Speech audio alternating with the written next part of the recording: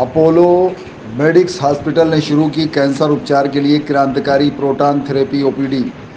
13 अप्रैल लखनऊ का Apollo medics super speciality अस्पताल cancer के इलाज में बड़ा बदलाव ला रहा है। अस्पताल ने क्षेत्र की पहली प्रोटॉन थेरेपी स्क्रीनिंग के लिए एक आउट पेशेंट विभाग ओपीडी शुरू करने की घोषणा की। अब मरीजों को प्रोटॉन थेरेपी के लिए शुरुआती जांच और परामर्श लखनऊ में ही मिल जाएगी। ये अपनी तरह का पहला प्रयास है जिससे उत्तर प्रदेश, बिहार, झारखंड और नेपाल के लोगों को भी बेहतरीन प्रोटॉन थेरेपी का इलाज आसानी से उपलब्ध हो पाएगा। प्रोटॉन थेरेपी के जरिए अपोलो मेडिक्स का लक्ष्य है इस क्षेत्र से कैंसर रोगियों के इलाज के लिए बेहतर बनाना और उनकी ज़िंदगी की गुणवत्ता को बढ़ाना। प्रोटॉन थेरेपी एक नया शब्द है।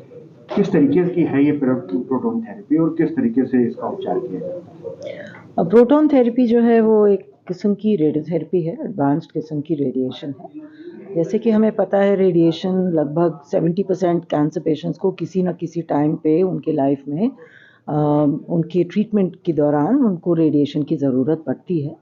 और प्रोटॉन थेरेपी जो है एक स्पेशल किस्म की रेडिएशन है जिसमें हम लोग पॉजिटिवली चार्ज पार्टिकल्स यूज़ करते हैं। नॉर्मल रेडिएशन में एक्सरेज इस्तेमाल होते हैं और प्रोटॉन थेरेपी में positively charge proton particles use किए जाते हैं। ये जो प्रोटॉन पार्टिकल्स होते हैं इनकी एक स्पेसिफिक कैरेक्टरिस्टिक है कि ये एक पर्टिकुलर डेप्थ पे जाके वहाँ रुक जाते हैं। चूँकि वो रुक जाते हैं तो आसपास के जो नॉर्मल स्ट्रक्चर्स हैं उनमें रेडिएशन नहीं जाती है और जब ये रेडिएशन नहीं जाती है तो उसके साइड इफ़ेक्ट उस जगह में रेडिएशन लगने के जो साइड इफ़ेक्ट्स आ सकते हैं वो साइड इफ़ेक्ट नहीं होते हैं।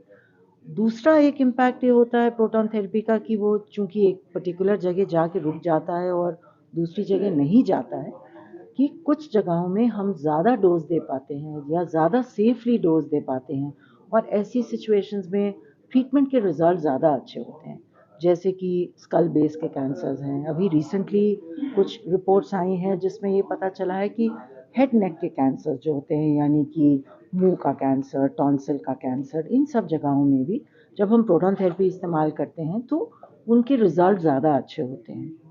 कुछ और इंडिकेशंस हैं जैसे कि लिवर कैंसर, इसमें भी प्रोटॉन थेरेपी के रिज़ल्ट जो हैं वो आम रेडिएशन से ज़्यादा अच्छे होते हैं। सर मैम आप head neck and breast specialist हैं, क्या सलाह देना चाहती हैं जो मरीज नए आ रहे हैं उनके लिए क्या नई सलाह होगी, कैसे पता किया जा सकता है कि मतलब उनको कैंसर की शुरुआत हो चुकी है? मैम इसी में एक सवाल और जोड़िए कि अपोलो में जिस तरह से ओपीडी शुरू हुई तो किस तरीके से यहाँ स्क्रीनिंग होगी, फिर मरीज कहाँ जाएंगे और किस तरीके से ट्रीटमेंट? देखिए सबसे पहली बात तो ये है कैंसर के बारे में जान पहचान जानना या जागरूक होना ये तो सब लोगों के लिए बहुत एसेंशियल है।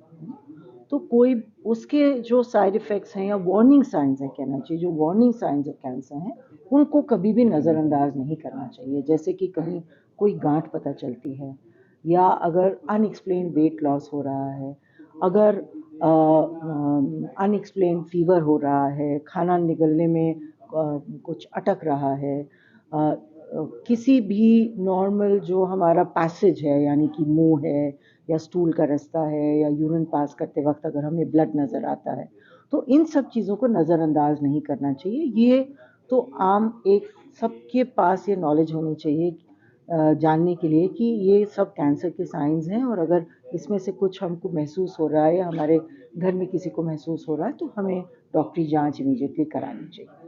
मैम अपोलो में जो ओपीडी शुरू हुई है तो कैसे जी हाँ। स्क्रीनिंग करेंगे, फिर मरीज कहाँ जाएगा? देखिए अपोलो में जो ओपीडी शुरू हुई है वो उन लोगों के लिए हुई है जो पहले से डायग्नोस्ड पेशेंट्स हैं जिनको कैंसर का डायग्नोसिस इस्टेब्लिश हो गया है और अब ये निश्चित करने की ज़रूरत है कि क्या प्रोटॉन थेरेपी से इनको फ़ायदा होगा।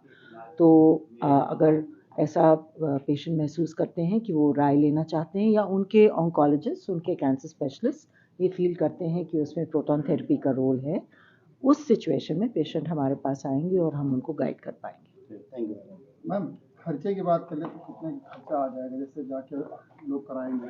जी हाँ, तो खर्चा लगभग कितना आ जाएगा? वो उस चीज़ पे निर्भर है कि पेशेंट को कितना लंबा और कितना कॉम्प्लिकेटेड ट्रीटमेंट कराने की ज़रूरत है, उन चीज़ों पे निर्भर होता है। कितना मतलब टाइम? Minimum वो और हर एक मरीज़ का अलग होता है और मेरे ख्याल से वो ज़्यादा बेहतर होगा कि हम जानें कि क्या बीमारी है और उसके बाद बताएं तो वो ज़्यादा बेहतर होगा। ये बहुत जनरल सा जवाब हो जाएगा। बाकी बहुत ऐसी सिचुएशंस हैं स्पेशली बच्चों में, चूँकि प्रोटॉन थेरेपी का बहुत रोल है, उनमें बहुत संस्थाएं हैं जो मदद करती हैं पेशेंट्स को।